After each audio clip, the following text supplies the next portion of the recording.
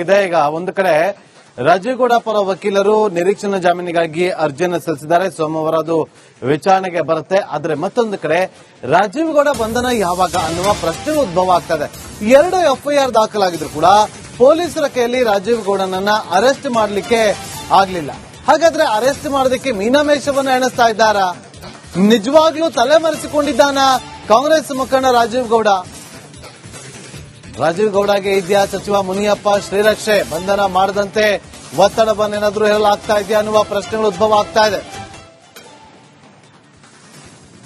ಮಾಹಿತಿಯನ್ನು ಕೊಡ್ತಾ ಇದ್ರು ನಮ್ಮ ಪ್ರತಿನಿಧಿ ಮಂಜುನಾಥ್ ನೇರ ಸಂಪರ್ಕದಲ್ಲಿ ಜಾಯ್ನ್ ಆಗಿದ್ರು. ಮಂಜುನಾಥ್, ಒತ್ತಡ ಏನಾದ್ರೂ ಇದೆಯಾ ಪೊಲೀಸರಿಗೆ? ನಾಗೇಂದ್ರ ಬಾಬು, ಖಂಡಿತ ಈ ಒಂದು ಪ್ರಶ್ನೆ ಎಲ್ಲರನ್ನ ಕಾಡ್ತಾ ಇರುವಂತದ್ದು. ಯಾಕಂದ್ರೆ 3 ದಿನಗಳಿಂದ ಕೂಡ ನಾವು 3-4 ತಂಡಗಳನ್ನ ಮಾಡಿಕೊಂಡು ಹುಡುಕಾಟ ನಡೆಸ್ತಾ ಇದ್ದೇವೆ ಅಂತಕ್ಕಂಥ ಮಾತನ್ನ ಮಾತ್ರ ಪೊಲೀಸರು ಮಾಧ್ಯಮಗಳಿಗೆ ಹೇಳ್ತಾ ಇದ್ದಾರೆ ಹೊರತು ನೋಟಿಸ್ ಕೊಟ್ಟಿರ್ತಕ್ಕಂಥ ವಿಚಾರ ಆಗಿರ್ಬೋದು, ಇಲ್ಲ ನೋಟಿಸ್ ಕೊಟ್ಟಿರುವಂತಹ ಯಾವುದೇ ಒಂದು ಪುರಾವೆಗಳು ಕೂಡ ಮಾಧ್ಯಮಗಳಿಗೆ ಲೀಕ್ ಮಾಡ್ತಾ ಇಲ್ಲ. ಇದನ್ನೆಲ್ಲ ನಾವು ಗಮನಿಸ್ತಾ ಹೋದ್ರೆ ಖಂಡಿತವಾಗಿ ರಾಜೀವ್ಗೌಡರನ್ನ ಯಾರಾದ್ರೂ ರಕ್ಷಣೆಯನ್ನ ಮಾಡ್ತಾ ಇದಾರ, ಜೊತೆಗೆ ಪ್ರಭಾವಿಗಳೇ ಇವ್ರಿಗೆ ರಕ್ಷಣೆ ಮಾಡ್ತಾ ಇದಾರೆ ಅಂತಕ್ಕಂಥ ಅನುಮಾನ ಕೂಡ ಬರ್ತಾ ಇದೆ. ಜೊತೆಗೆ ಈ ಒಂದು ಜನರು ಕೂಡ ಹೇಳೋ ರೀತಿಯಲ್ಲಿ ನೋಡಿದ್ರೆ ರಾಜೀವ್ಗೌಡರಿಗೆ ಶ್ರೀರಕ್ಷೆಯಾಗಿ ಏನು ಸಚಿವ KH ಮುನಿಯಪ್ಪ ಅವರು ನಿಂತಿರಬಹುದು ಅಂತಕ್ಕಂಥ ಅನುಮಾನ ಈಗ ದಟ್ಟವಾಗಿ ಕೇಳಿ ಬರ್ತಾ ಇದೆ. ಇದೆಲ್ಲ ನೋಡಿದ್ರೆ ಪೊಲೀಸರು ಕೂಡ ರಾಜೀವ್ಗೌಡರ CDR ಅನ್ನ ಚೆಕ್ ಮಾಡಬಹುದಿತ್ತು. ಜೊತೆಗೆ 3-4 ದಿನಗಳು ಎಂತೆಂತೋ ಬೇರೆ ಬೇರೆ ಪ್ರಕರಣಗಳಲ್ಲೂ ಕೂಡ ಬೇರೆ ಬೇರೆ ಪ್ರಕರಣಗಳಲ್ಲಿ ಆರೋಪಿಗಳನ್ನ ಹುಡುಕಾಟ ಮಾಡ್ಬೇಕಾದ್ರೆ 1 ದಿನ 2 ದಿನದಲ್ಲಿ ಅವ್ರನ್ನ ಪೊಲೀಸರು ಹೋಗಿ ಹುಡುಕಾಟವನ್ನ ಮಾಡಿ ಎತ್ತಾಕೊಂಡು ಬರ್ತಾರೆ. ಆದ್ರೆ ಈ ಪ್ರಕರಣದಲ್ಲಿ ಒಬ್ಬ ಮಹಿಳಾ ಅಧಿಕಾರಿಗೆ ಈ ರೀತಿಯಾಗಿ ಧಮಕಿಯನ್ನ ಹಾಕಿ ಬೆದರಿಕೆ ಹಾಕಿ ದಂಗೆ ಎದ್ದೇಳಿಸ್ತೇನೆ ಅಂತಕ್ಕಂಥ ಮಾತಿನ ಆ ಒಂದು ಏನು ಈಗ ಪ್ರಕರಣ ದಾಖಲಾಗಿದೆ. ಇದಕ್ಕೆ ಯಾಕೆ ಪೊಲೀಸರು ಇನ್ನೂ ಕೈಕಟ್ಟಿ ಕೂತಿದ್ದಾರೆ ಅಂತಕ್ಕಂಥದ್ದು ಕೂಡ ಸಾರ್ವಜನಿಕರ ಪ್ರಶ್ನೆ ಆಗಿದೆ. ಆದ್ರೆ ಪೊಲೀಸರು 3 ತಂಡ ಹಾಕೊಂಡಿದ್ದೇವೆ, ಹುಡುಕಾಟ ನಡೆಸ್ತಾ ಇದ್ದೇವೆ, CDR ಅನ್ನ ಹಾಕ್ತಾ ಇದ್ದೇವೆ ಅಂತ ಹೇಳ್ತಾ ಇದ್ದಾರೆ. ಆದ್ರೆ ಒಬ್ಬ ಪ್ರಭಾವಿ ಒಂದು ರಾಜೀವ್ಗೌಡ ಬೇರೆಯವರ ಮುಖಾಂತರ ಪೊಲೀಸರಿಗೆ ಒತ್ತಡ ಹಾಕ್ತಾ ಇರಬಹುದು ಅಂತಕ್ಕಂಥದ್ದು ಕೂಡ ಇಲ್ಲಿ ಮೇಲ್ನೋಟಕ್ಕೆ ಕಂಡು ಬರ್ತಾ ಇದೆ. ಆದ್ರೆ ಮುಂದಿನ ಈಗ ನಾಳುದ್ದ ಸೋಮವಾರ ಈ ನಿರೀಕ್ಷಣಾ ಜಾಮೀನಕ್ಕೆ ಏನು ಅರ್ಜಿ ಹಾಕೊಂಡಿದ್ರೆ ಅದ್ರೊಳಗಡೆ ಏನಾದ್ರೂ ಬಂಧನ ಮಾಡ್ತಾರೋ ಇಲ್ವೋ ಅಂತಕ್ಕಂಥದ್ದು ಇನ್ನಷ್ಟೇ ಕಾದ್ ನೋಡ್ಬೇಕಾಗಿದೆ Nagendra Babu. Okay, thank you Manjunath ನಿಮ್ಮೆಲ್ಲ ಮಾಹಿತಿಗಾಗಿ. ಈಗ ಒಂದು ಕಡೆ ರಾಜೀವ್ಗೌಡ ಪರ ವಕೀಲರು ನಿರೀಕ್ಷಣಾ ಜಾಮೀನಿಗಾಗಿ ಅರ್ಜಿಯನ್ನು ಸಲ್ಲಿಸಿದ್ದಾರೆ. ಸೋಮವಾರ ಅದು ವಿಚಾರಣೆಗೆ ಬರುತ್ತೆ. ಆದ್ರೆ ಮತ್ತೊಂದು ಕಡೆ ರಾಜೀವ್ಗೌಡ ಬಂಧನ ಯಾವಾಗ ಅನ್ನುವ ಪ್ರಶ್ನೆ ಉದ್ಭವ ಆಗ್ತದೆ. 2 ಎಫ್ಐಆರ್ ದಾಖಲಾಗಿದ್ರು ಕೂಡ ಪೊಲೀಸರ ಕೈಯಲ್ಲಿ ರಾಜೀವ್ಗೌಡನನ್ನ ಅರೆಸ್ಟ್ ಮಾಡಲಿಕ್ಕೆ ಆಗ್ಲಿಲ್ಲ. ಹಾಗಾದ್ರೆ ಅರೆಸ್ಟ್ ಮಾಡೋದಕ್ಕೆ ಮೀನಾಮೇಷವನ್ನ ಎಣಿಸ್ತಾ ಇದ್ದಾರಾ? ನಿಜವಾಗ್ಲೂ ತಲೆಮರೆಸಿಕೊಂಡಿದ್ದಾನ ಕಾಂಗ್ರೆಸ್ ಮುಖಂಡ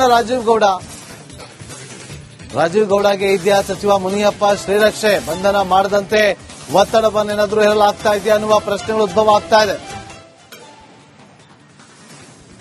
ಮಾಹಿತಿಯನ್ನು ಕೊಡ್ತಾ ಇದ್ರು ನಮ್ಮ ಪ್ರತಿನಿಧಿ ಮಂಜುನಾಥ್ ನೇರ ಸಂಪರ್ಕದಲ್ಲಿ ಜಾಯ್ನ್ ಆಗಿದ್ರು. ಮಂಜುನಾಥ್, ಒತ್ತಡ ಏನಾದ್ರೂ ಇದೆಯಾ ಪೊಲೀಸರಿಗೆ? ನಾಗೇಂದ್ರ ಬಾಬು, ಖಂಡಿತ ಈ ಒಂದು ಪ್ರಶ್ನೆ ಎಲ್ಲರನ್ನ ಕಾಡ್ತಾ ಇರುವಂತದ್ದು. ಯಾಕಂದ್ರೆ 3 ದಿನಗಳಿಂದ ಕೂಡ ನಾವು 3-4 ತಂಡಗಳನ್ನ ಮಾಡಿಕೊಂಡು ಹುಡುಕಾಟ ನಡೆಸ್ತಾ ಇದ್ದೇವೆ ಅಂತಕ್ಕಂಥ ಮಾತನ್ನ ಮಾತ್ರ ಪೊಲೀಸರು ಮಾಧ್ಯಮಗಳಿಗೆ ಹೇಳ್ತಾ ಇದ್ದಾರೆ ಹೊರತು ನೋಟಿಸ್ ಕೊಟ್ಟಿರ್ತಕ್ಕಂಥ ವಿಚಾರ ಆಗಿರ್ಬೋದು, ಇಲ್ಲ ನೋಟಿಸ್ ಕೊಟ್ಟಿರುವಂತಹ ಯಾವುದೇ ಒಂದು ಪುರಾವೆಗಳು ಕೂಡ ಮಾಧ್ಯಮಗಳಿಗೆ ಲೀಕ್ ಮಾಡ್ತಾ ಇಲ್ಲ. ಇದನ್ನೆಲ್ಲ ನಾವು ಗಮನಿಸ್ತಾ ಹೋದ್ರೆ ಖಂಡಿತವಾಗಿ ರಾಜೀವ್ಗೌಡರನ್ನ ಯಾರಾದ್ರೂ ರಕ್ಷಣೆಯನ್ನ ಮಾಡ್ತಾ ಇದಾರ, ಜೊತೆಗೆ ಪ್ರಭಾವಿಗಳೇ ಇವ್ರಿಗೆ ರಕ್ಷಣೆ ಮಾಡ್ತಾ ಇದಾರೆ ಅಂತಕ್ಕಂಥ ಅನುಮಾನ ಕೂಡ ಬರ್ತಾ ಇದೆ. ಜೊತೆಗೆ ಈ ಒಂದು ಜನರು ಕೂಡ ಹೇಳೋ ರೀತಿಯಲ್ಲಿ ನೋಡಿದ್ರೆ ರಾಜೀವ್ಗೌಡರಿಗೆ ಶ್ರೀರಕ್ಷೆಯಾಗಿ ಏನು ಸಚಿವ KH ಮುನಿಯಪ್ಪ ಅವರು ನಿಂತಿರಬಹುದು ಅಂತಕ್ಕಂಥ ಅನುಮಾನ ಈಗ ದಟ್ಟವಾಗಿ ಕೇಳಿ ಬರ್ತಾ ಇದೆ. ಇದೆಲ್ಲ ನೋಡಿದ್ರೆ ಪೊಲೀಸರು ಕೂಡ ರಾಜೀವ್ಗೌಡರ CDR ಅನ್ನ ಚೆಕ್ ಮಾಡಬಹುದಿತ್ತು. ಜೊತೆಗೆ 3-4 ದಿನಗಳು ಎಂತೆಂತೋ ಬೇರೆ ಬೇರೆ ಪ್ರಕರಣಗಳಲ್ಲೂ ಕೂಡ ಬೇರೆ ಬೇರೆ ಪ್ರಕರಣಗಳಲ್ಲಿ ಆರೋಪಿಗಳನ್ನ ಹುಡುಕಾಟ ಮಾಡ್ಬೇಕಾದ್ರೆ 1 ದಿನ 2 ದಿನದಲ್ಲಿ ಅವ್ರನ್ನ ಪೊಲೀಸರು ಹೋಗಿ ಹುಡುಕಾಟವನ್ನ ಮಾಡಿ ಎತ್ತಾಕೊಂಡು ಬರ್ತಾರೆ.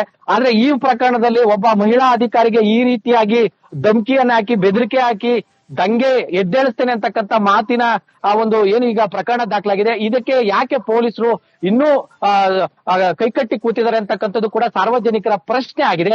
ಆದ್ರೆ ಪೊಲೀಸರು 3 ತಂಡ ಹಾಕೊಂಡಿದ್ದೇವೆ, ಹುಡುಕಾಟ ನಡೆಸ್ತಾ ಇದ್ದೇವೆ, CDR ಅನ್ನ ಹಾಕ್ತಾ ಇದ್ದೇವೆ ಅಂತ ಹೇಳ್ತಾ ಇದ್ದಾರೆ. ಆದ್ರೆ ಒಬ್ಬ ಪ್ರಭಾವಿ ಒಂದು ರಾಜೀವ್ಗೌಡ ಬೇರೆಯವರ ಮುಖಾಂತರ ಪೊಲೀಸರಿಗೆ ಒತ್ತಡ ಹಾಕ್ತಾ ಇರಬಹುದು ಅಂತಕ್ಕಂಥದ್ದು ಕೂಡ ಇಲ್ಲಿ ಮೇಲ್ನೋಟಕ್ಕೆ ಕಂಡು ಬರ್ತಾ ಇದೆ. ಆದ್ರೆ ಮುಂದಿನ ಈಗ ನಾಳುದ್ದ ಸೋಮವಾರ ಈ ನಿರೀಕ್ಷಣಾ ಜಾಮೀನಕ್ಕೆ ಏನು ಅರ್ಜಿ ಹಾಕೊಂಡಿದ್ರೆ ಅದ್ರೊಳಗಡೆ ಏನಾದ್ರೂ ಬಂಧನ ಮಾಡ್ತಾರೋ ಇಲ್ವೋ ಅಂತಕ್ಕಂಥದ್ದು ಇನ್ನಷ್ಟೇ ಕಾದ್ ನೋಡ್ಬೇಕಾಗಿದೆ Nagendra Babu. Okay, thank you Manjunath ನಿಮ್ಮೆಲ್ಲ ಮಾಹಿತಿಗಾಗಿ.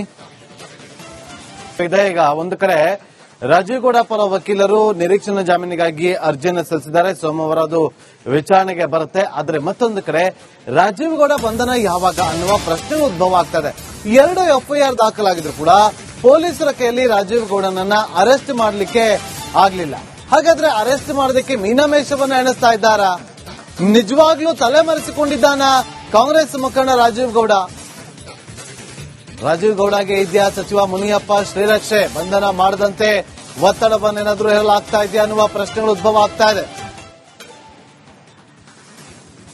ಮಾಹಿತಿಯನ್ನು ಕೊಡ್ತಾ ಇದ್ರು ನಮ್ಮ ಪ್ರತಿನಿಧಿ ಮಂಜುನಾಥ್, ನೇರ ಸಂಪರ್ಕದಲ್ಲಿ ಜಾಯ್ನ್ ಆಗಿದ್ರು. ಮಂಜುನಾಥ್, ಒತ್ತಡ ಏನಾದ್ರೂ ಇದೆಯಾ ಪೊಲೀಸರಿಗೆ?